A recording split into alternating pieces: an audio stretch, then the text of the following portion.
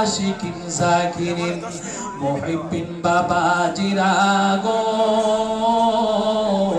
আমার নবীর মেরাজটা দুনিয়ার কেউ করায় নাই এই মেরাজটা স্বয়ং আমার আল্লাহ রাব্বুল আলামিন তার প্রিয় হাবিবকে দাওয়াত দিয়ে নিয়ে তাকে আমার আল্লাহ রাব্বুল আলামিন সরাসরি কামলেওয়ালা নবীকে দিদার দিয়েছে চিৎকার মেরে কি একবার বলা যাবে না আল্লাহু আকবার আল্লাহ রাব্বুল আলামিন পবিত্র কুরআনুল কারীমের মধ্যে জানায়া দেন সুবহানাল্লাযী আসরা বিআবদিহি লাইলাম মিনাল মাসজিদিল হারাম জবান খুলে একবার মহব্বতের সাথে বলুন আল্লাহু আকবার আর জবান খুলে বলুন আল্লাহু আকবার আমার আল্লাহ রাব্বুল আলামিন আপনাদের মনোযোগ আসেনি সকলে দুই হাত তুলে একবার বলেন আল্লাহু আকবার আর একবার সমান করে বলেন ইয়া রাসূলুল্লাহ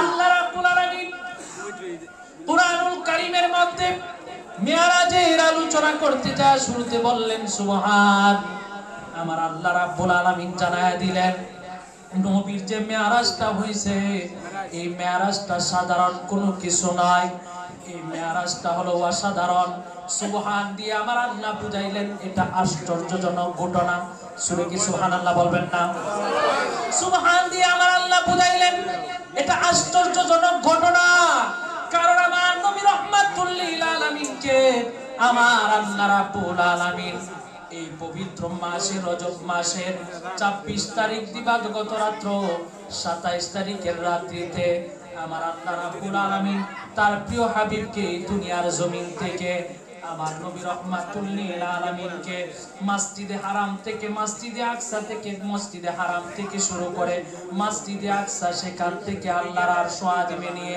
আমার আল্লাহ রাব্বুল আলামিন সরাসরি কামলেওয়ালা নবীকে দিদার দিয়েছেন আওয়াজ করে বলুন সুবহানাল্লাহ নূর নবী চাই দিদারে নিলেন খোদা তাআলা নূর নবী চাই দিদারে নিলেন খোদা তাআলা সেই খুশিতে পড় সবাই আলা সেই খুশিতে পড় সবাই দরুদ সাল্লে আলা নূর নবী চাই দিদারে নিলেন খোদা তাআলা নূর নবী চাই দিদারে নিলেন খোদা তাআলা সেই খুশিতে পড় সবাই দরুদ সাল্লে আলা সেই খুশিতে পড় সবাই দরুদ সাল্লে জিবরাইলে হুকুম পায়া মক্কায় এলেন দাওয়াত লয়া জিবরাইলে হুকুম পায়া মক্কায় এলেন দাওয়াত লয়া জিবরাইলে হুকুম পায়া জিবরাইলে হুকুম পায়া মক্কায় এলেন দাওয়াত লয়া উম্মে হানির ঘরে পেলেন নবী কামলেওয়ালা উম্মে হানির ঘরে পেলেন নবী কামলেওয়ালা সেই খুশিতে পড় সবাই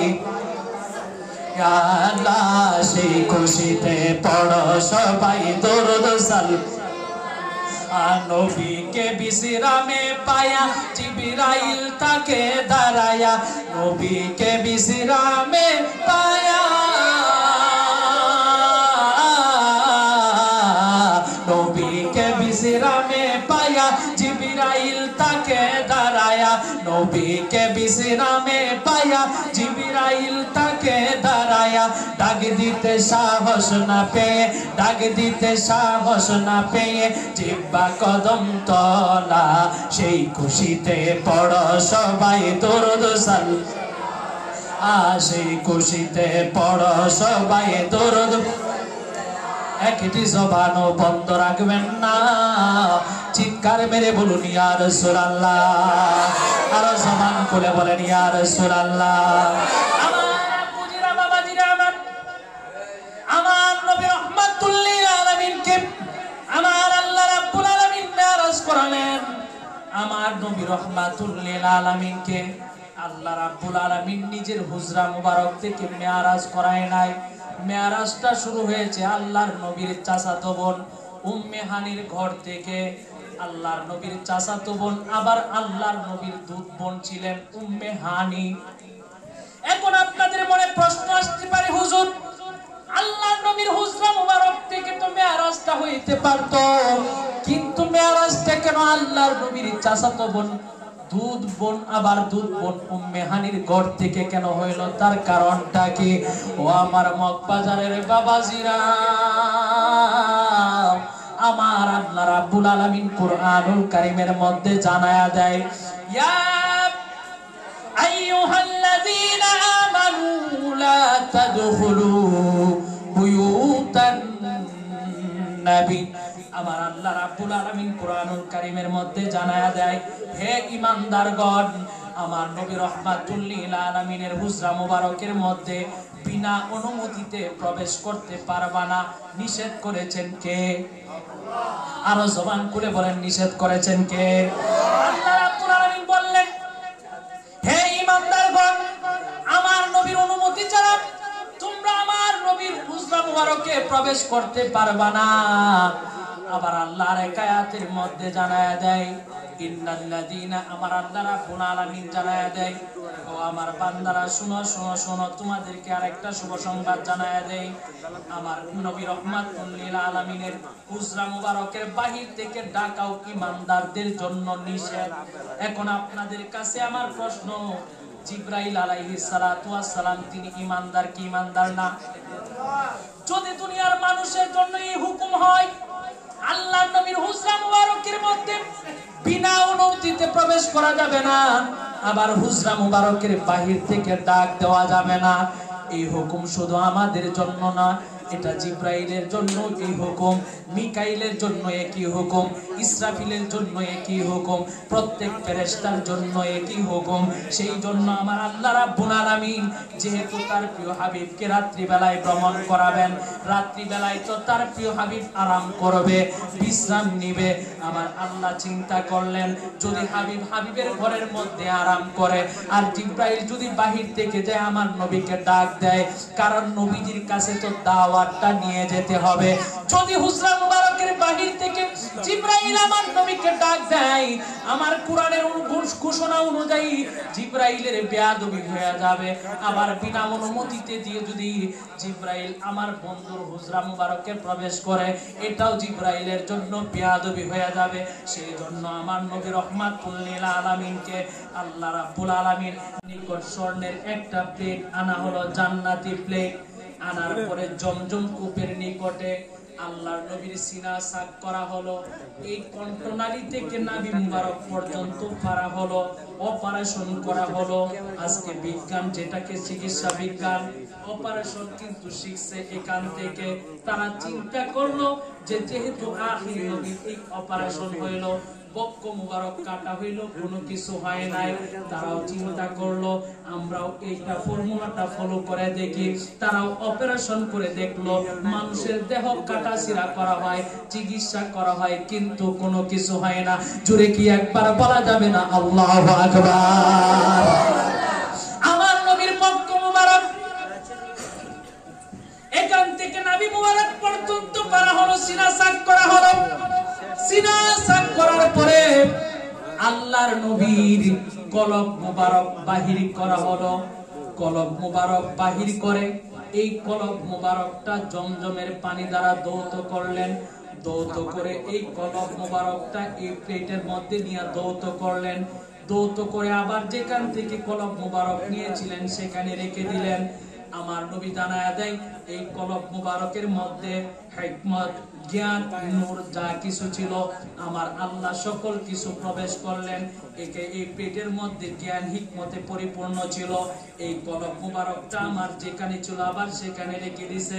পুনরায় আমার কলব মুবারকটা একত্রিত হয়ে গেছে। আমি নবী রাহমাতুল লিল আলামিন সব কিছু তাকায়া দেখতেছিলাম। আরো জোরে বলেন সুবহানাল্লাহ। আল্লাহ নবী বলেন আমার সিনা মুবারক সাক করার পরে আমি তাকায়া দেখলাম কানে কাবার সামনে একটা জান্নাতি বাহন। জোরে কি মারহাবা বলবেন না? আজকে আমি মগবাজার দরবার শরীফে আসবো মুর্শিদ কেবলার সাথে সাক্ষাৎ করার জন্য। আমি কোন পোশাকটা পরবো, কোন পোশাকটা আমাকে ভালো দেখা যাবে, সেই পোশাকটা আমি নির্ধারণ করেছি। কিন্তু রে বন্ধু, আমার নবী রাহমাতুল লিল আলামিন হলো এমন একজন নবী, নবীকে যেদিন থেকে সৃষ্টি করলেন আমার আল্লাহ, তারপরে নবীর নূর দিয়া জান্নাত জাহান্নাম সকল কিছু সৃষ্টি করলো।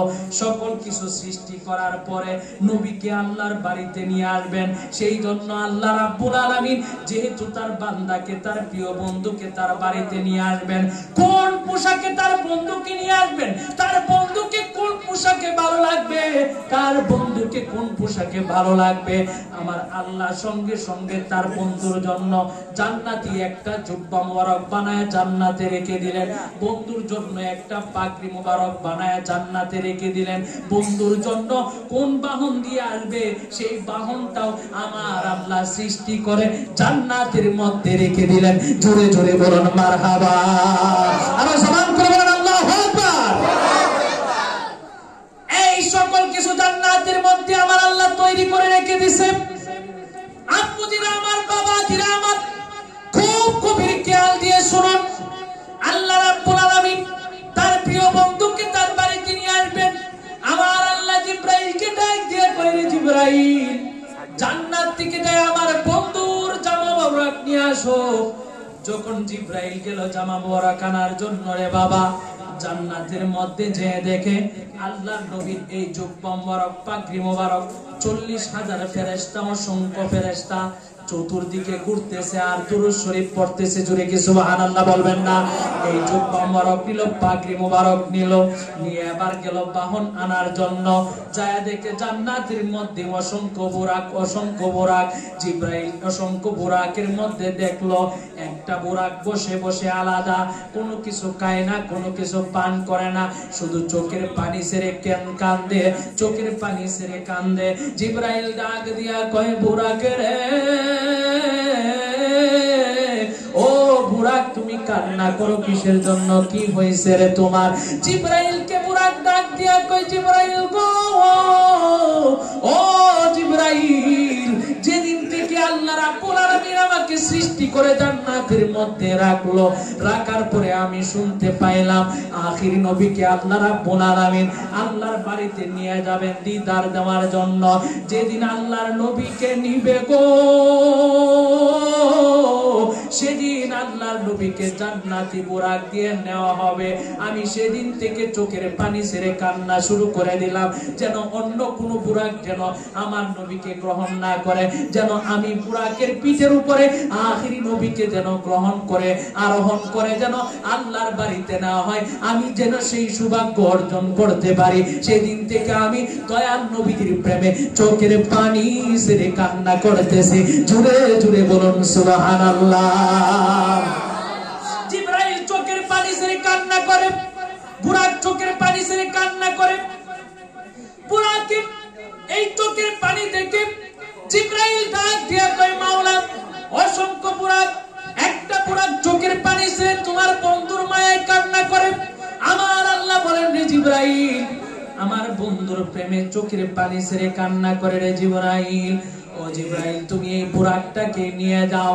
জান্নাত থেকে বুরাক নেওয়া হলো, জান্নাতি পোশাক নেওয়া হলো, আপনার নবীকে জান্নাতি পোশাক পরানো হলো, পাগড়ি মোবারক পরানো হলো।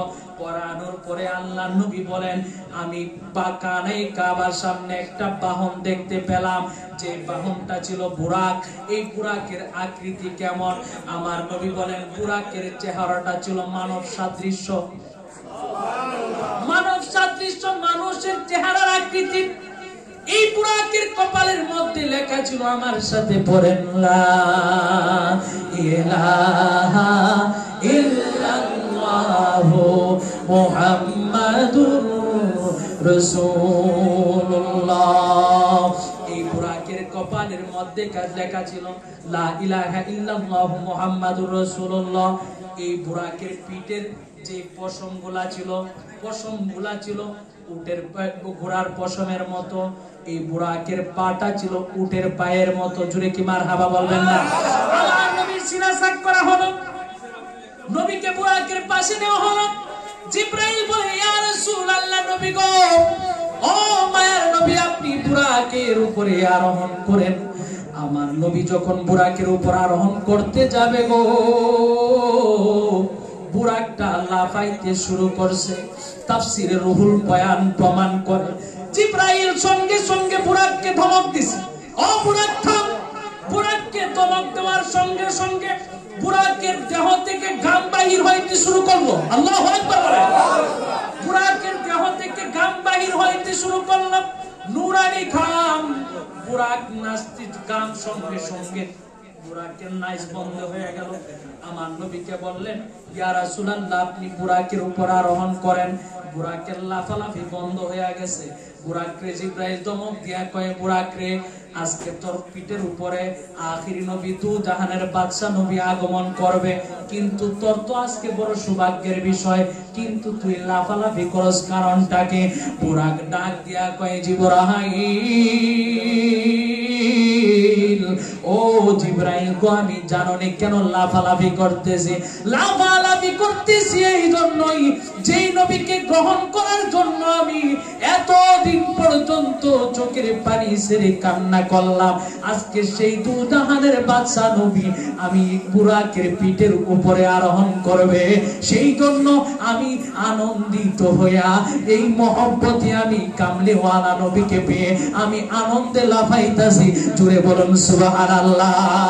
আমার মনে জল্পনা কল্পনা যাব আমি সোনার, বলেন না, আহা, আমার মনে জল্পনা কল্পনা যাব আমি সোনার, হাত তুলে বলা যাবে নি, আমার মনে জল্পনা কল্পনা যাব আমি সোনার মদিনা, আহা, যাব আমি সোনার মদিনা, বলুন যাব আমি সোনার মদিনা, না গো, যাব আমি সোনার মদিনা, আহা, যাব আমি সোনার মদিনা, বলুন যাব আমি সোনার মদিনা, আহা, না গো, যাব আমি সোনার মদিনা, আহা, মনটা আমার অনেক খুশি, নবীজিকে ভালোবাসি, মনটা আমার অনেক খুশি, নবীজিকে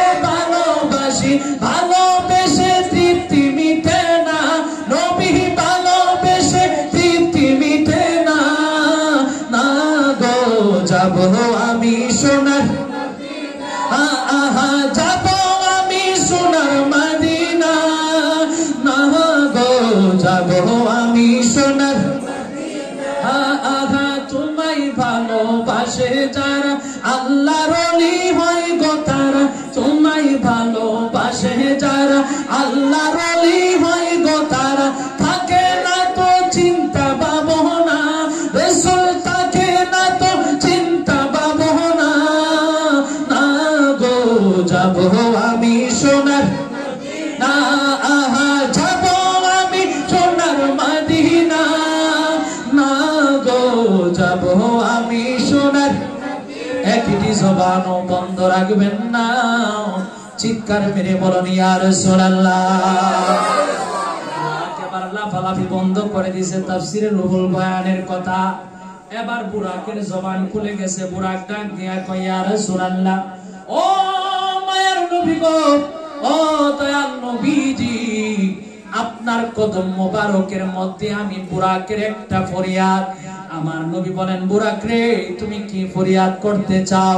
বুরাক ডাক দিয়া কয়, ইয়া রাসূলুল্লাহ, নবী গো, হাসরের যেই কঠিন ময়দান হবে, মানুষ নাফসি নাফসি বলে চিৎকার উঠে যাবে, আপনি নবীর কদমে আমার ফরিয়াদ, হাসরের ময়দানে আমি বুরাককে আল্লাহর দরবারে আমার জন্য সুপারিশ করবেন। বুরাক বলে, ইয়া রাসূলুল্লাহ, নবী, হাসরের ময়দানে আপনি আমার ব্যাপারে সুপারিশ করবেন। আমার নবী বলেন, যাও, তোমাকে আমি তোমার তোমার যে আরজি আমি সেটা গ্রহণ করলাম। আল্লাহর নবী বুরাকের উপরে আরোহণ করলো। এবার আল্লাহর নবী আরোহণ করে চক্ষু মুবারকের পানি ছেড়ে দিছে। চক্ষু মুবারকের পানি ছেড়ে দেওয়ার পরে জিবরাইল ডাক দিয়া কয়, ইয়া রাসূলুল্লাহ, ইয়া হাবিবাল্লাহ, ও মায়ার নবী গো, আপনি বুরাকের মধ্যে আরোহণ করলেন, আল্লাহ আল্লাহর দিদারে যাবেন, বড় আনন্দের সংবাদ। কিন্তু কেন আপনি চোখের পানি ছেড়ে দিলেন? আমার নবী ডাক দিয়া কয়, জিবরাইল, ও জিবরাইল রে, আমি আজকে জান্নাতি বুরাকের উপরে আরোহণ করলাম রে জিবরাইল। ও জিবরাইল, জিবরাইল রে, আমি আমার মাওলার কাছে জানতে চাই, আমি আজকে জান্নাতি বুরাকের উপরে আরোহণ করে আল্লাহর দিদারে যাব। কঠিন সেই হাসরের ময়দানে আমার উম্মতের কি অবস্থা হবে? জিবরাইল ডাক দিয়া কয়, মাওলা গো, তোমার বন্ধু উম্মতের মায়ায় চোখের পানি ছেড়ে কান্দে, তোমার বন্ধুর এই উম্মতের ব্যাপারে কি সিদ্ধান্ত? আমার আল্লাহ জানায়া দেয় রে জিবরাইল, তুমি আমার বন্ধুকে জানায়া দাও, আমার বন্ধুর যত ঈমানদার উম্মত হবে, আমার বন্ধুর যত আশিক উম্মত হবে, এই আশিক উম্মতদেরকে হাসরের ময়দানে জান্নাতি বুরাকের উপর আরোহণ করায়া আমি আল্লাহর সামনে উপস্থিত করানো হবে। জুড়ে জুড়ে বলুন সুবহানাল্লাহ। শেষ করে দিচ্ছি, ভাইজান চলে আসছে। আল্লাহর নবী বুরাকের উপরে আরোহণ করলেন, আরোহণ করে আবার মক্কা থেকে রওনা দিয়েছেন। জুড়ে কি সুবহানাল্লাহ বলবেন না?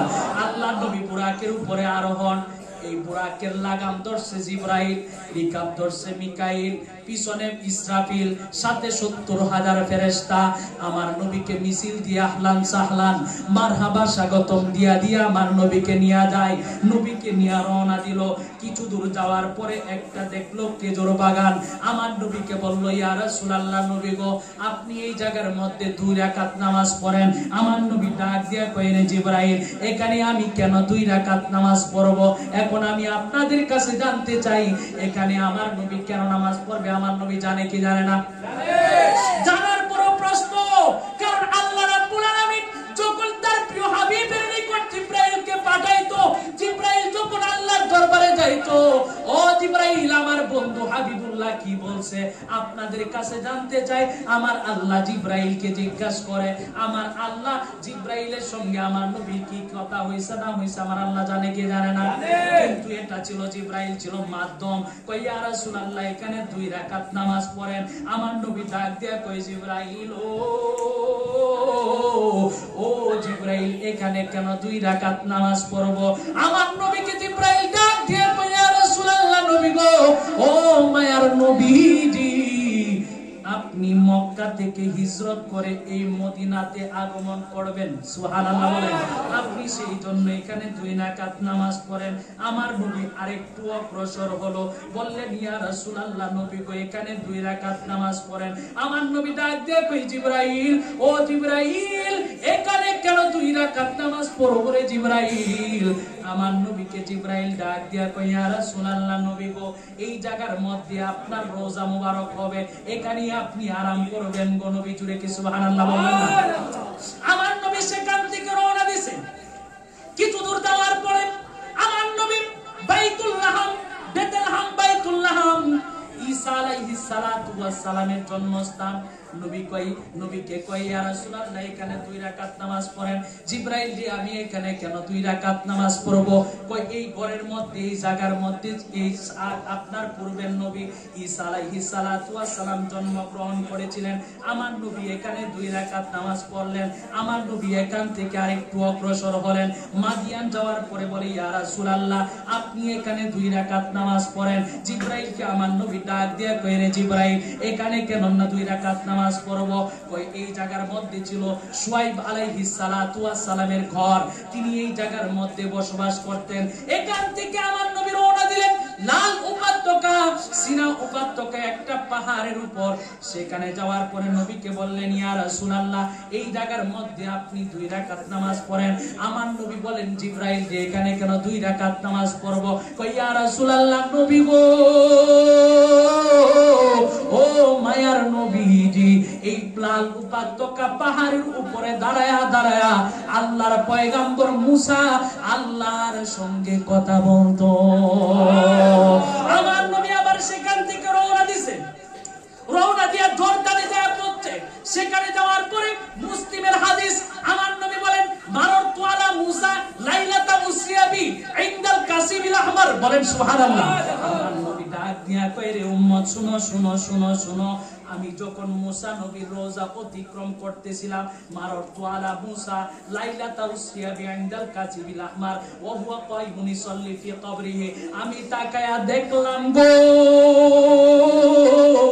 আল্লাহর পয়গম্বর মুসা তার রওজার উপরে দাঁড়ায়া দাঁড়ায়া নামাজ আদায় করতেছে সেখান থেকে আমার নবী আবার রওনা দিয়ে চলে গেল বাইতুল মুকাদ্দাস যেটা আমাদের প্রথম কিবলা সেই জায়গার মধ্যে গেল যাওয়ার পরে জিবরাইল বুরাকটাকে সাখারা নামক একটা পাথরের মধ্যে বাঁধার পরে জিবরাইল আযান দিছে আযানটা দিছে জমিন থেকে 200 গজ উপরে 200 ফুট উপরে একটা পাথরের উপরে দাঁড়ায় জিবরাইল আযান দিছে এবার মসজিদে নববী বাইতুল মুকাদ্দাসের মধ্যে 1,24,000 কম বেশ আম্বিয়ায়ে কেরাম আমার নবীকে নিয়ে জিবরাইল প্রবেশ করছে এবার আদম নবী চিন্তা করে আমি হলাম আদম সফিউল্লাহ মানব জাতির পিতা মনে হয় আজকে এই আম্বিয়ায়ে কেরামের ইমামতি মনে হয় আমাকে করতে দিবে এইভাবে মুসা নবী চিন্তা করে আমি আল্লাহর সঙ্গে কথা বলছি তোর পাহাড়ে দাঁড়ায়া আমাকে একটা লাঠি দিছে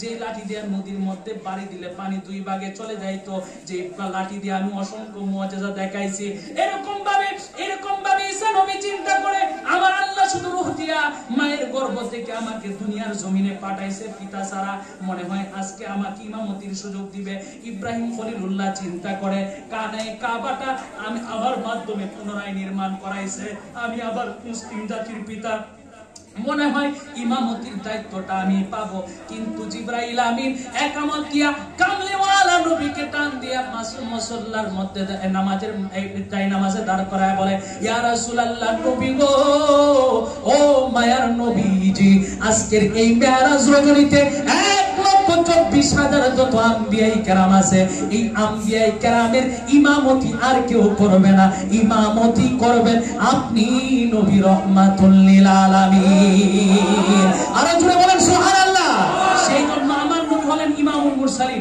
ইমামুল আম্বিয়া জুড়ে বলেন সুবহানাল্লাহ লক্ষ নবী আকসা মসজিদি মুর নবীকে স্বাগতম বলে বলেন না লক্ষ নবী আকসা মসজিদি মুর নবীকে স্বাগতম বলে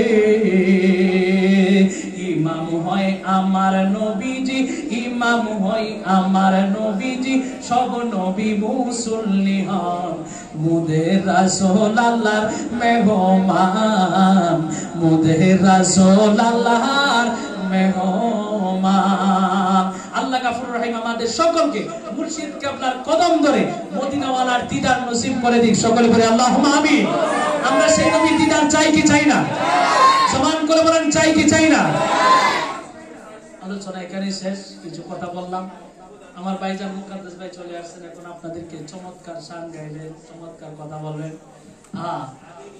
মূলত উদ্দেশ্য হচ্ছে দোয়া নেওয়া আল্লাহ গফুর রহিম যেন এরকম ভাবে মৃত্যু পর্যন্ত মুর্শিদ কিবলার সাথে সম্পর্ক রেখে চলতে পারি আল্লাহ আমাদের সকলকে সেই তৌফিক দান করেন আবার পড়েন আল্লাহুম্মা